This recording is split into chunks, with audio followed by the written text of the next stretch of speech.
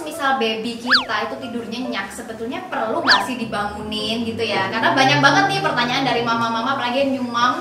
Kadang anakku bawaannya tidur nyenyak, terus perlu nggak sih sebetulnya dibangunin gitu. Nah, jadi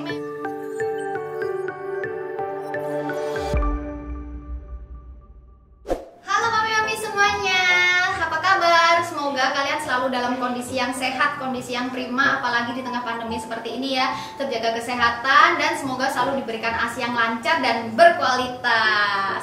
Nah, hari ini aku mau sharing mengenai kalau semisal baby kita itu tidur nyenyak, sebetulnya perlu nggak sih dibangunin gitu ya? Karena banyak banget nih pertanyaan dari mama-mama, apalagi yang new mom.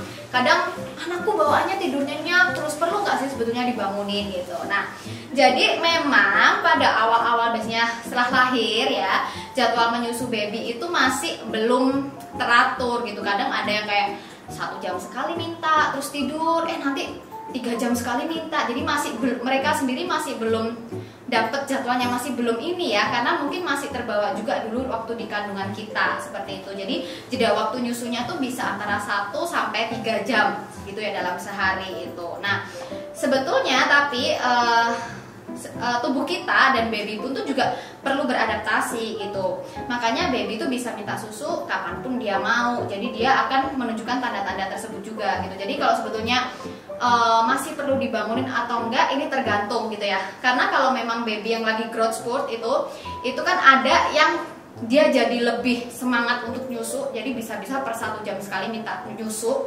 Atau ada yang malah bawaannya tuh pengen bobo terus seperti itu. Jadi ini pun juga kita harus tahu dulu gitu, kondisi-kondisi seperti apa sih yang harus kita bangunkan sepertinya gitu ya. Nah, kalau semisal yang pertama sebetulnya gini, cara paling gampang sebetulnya ya, kalau misal kita mau ngecek butuh dibangunin atau enggak, itu yang pertama itu kita bisa lihat dari tanda kecukupan ASI. Sebetulnya kalau anak kita neneknya cukup, ya itu sebetulnya nggak usah dibangunin juga nggak apa-apa. Nah, cara kita ngeceknya gimana? Bisa dicek dari pampersnya. Anak baby yang newborn biasanya baru lahir itu kita bisa cek minimal lah ya, minimal dia ganti pampers tuh sehari 6 kali, buang air kecilnya 6 kali kayak gitu ya. Jadi dengan itu sebenarnya udah menunjukkan tanda-tanda kecukupan ASI. Lalu yang kedua, kita cek dari berat badan gitu. Sekarang kan mungkin ya kalau misal kondisi pandemi seperti ini, kita nggak bisa selalu ngecek ke posyandu, kita nggak bisa selalu kayak cek berat badan anak ke dokter seperti itu, karena mungkin kondisi seperti ini juga gitu ya. Tapi kita bisa nih coba beli kayak timbangan digital. Sekarang banyak banget ya timbangan digital yang harganya tuh lumayan terjangkau juga, yang bisa kita pakai nimbang anak kita gitu. Atau kalau enggak timbangan biasa juga bisa. Jadi caranya gini, mamahnya gendong babynya dulu, timbang, habis itu dikurangin dengan berat mamahnya waktu timbang sendiri.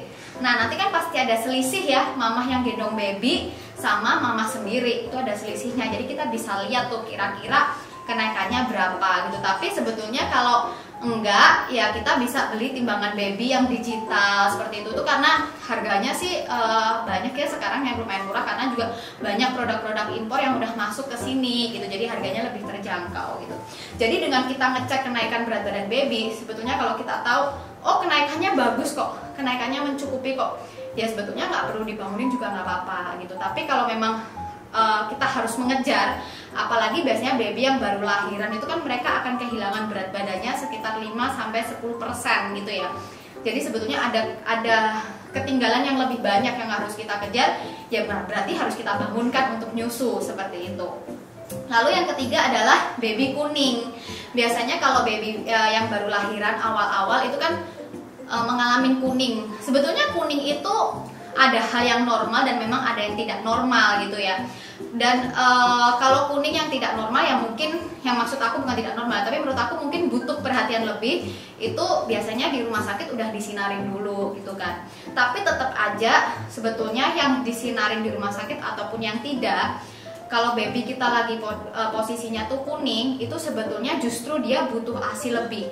Mami-mami tahu nggak sih sebetulnya baby yang kuningnya tinggi, bilirubinnya tinggi, itu mereka tuh punya kecenderungan untuk lebih banyak tidur gitu ya. Jadi aku dulu punya ponakan aku, dia bilirubinnya tinggi banget gitu, bawaannya tuh tidur terus, itu sampai dibangunin, sampai diulang-ulang, digoyang-goyang kepalanya dia tetap tidur gitu. Jadi memang baby-baby yang kuning ini biasanya punya kecenderungan untuk dia lebih lama, lebih pingin untuk tidur terus. Nah itu yang harus kita perhatikan.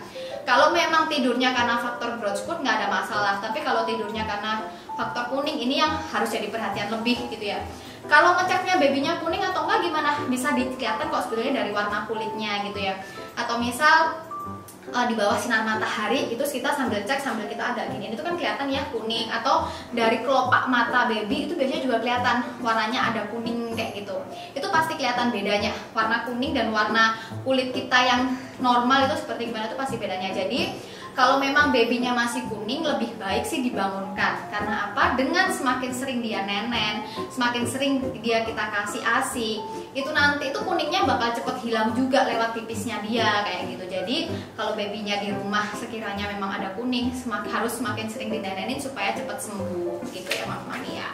Nah, tapi kalau memang dari ketiga tadi itu udah nggak ada ya, jadi misal kayak berat badan cukup, terus habis gitu buang air kecilnya juga bagus, kuningnya juga udah enggak, tapi baby aku memang bawaannya pingin tidur terus ya, mungkin dia memang memasuki masa growth spurt. Tapi yang menjadi bahaya adalah kadang kalau anak growth spurt itu kan dia tidur ya, nah tidurnya ini bisa mungkin lebih dari jam yang seharusnya dia nenen. Biasanya mungkin dia nenen tuh idealnya lah baby nenen tuh 2-3 jam, tapi mungkin dia nenennya tuh jadi kayak 4 jam gitu, lebih dari 3 jam. Nah itu kan sesuai prinsip ASI. Kalau payudara kita nggak ada sinyal permintaan, yang ditakutin apa? Nanti ASInya jadi merosot gitu. Jadi lebih baik kalau memang kondisi babynya oke dan memang ini di fase growth spurt, akhirnya anak pingin tidur lebih lama, nggak apa-apa, tapi yang terpenting tetap harus kirim sinyal permintaan. Jadi gimana? Ya kita tetap pompa nih kayak gitu. Jadi pas anak tidur, misal udah jamnya,